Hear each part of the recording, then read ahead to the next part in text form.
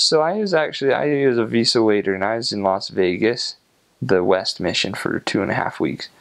Then I went back to the MTC in Provo for like 4 days, which was kind of awkward. I was like big man on campus there because I'd already been out in the field.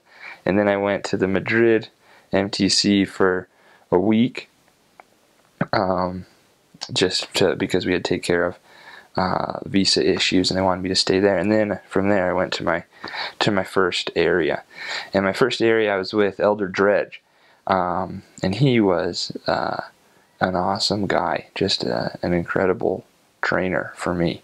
He's from the Bilbao mission, had just dissolved, as we talked about, and he was the AP there and stayed an extra transfer and extended his mission to come after the dissolution of the mission, to come and kind of help with the transition into the other missions, right?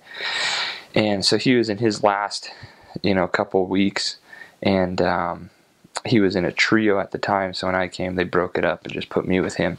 So I was with him for 2.5 weeks probably in our first area, and that was some of the best 2.5 weeks of my mission, or the most impactful at least, just because of how much I learned.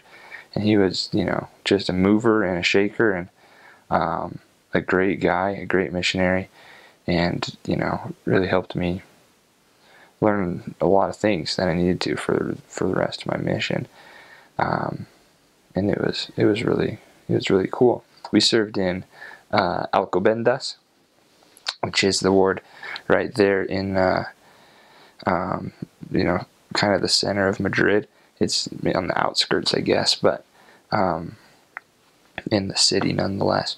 And it's where the secretaries lived at the time, and later they put all the APs there, actually.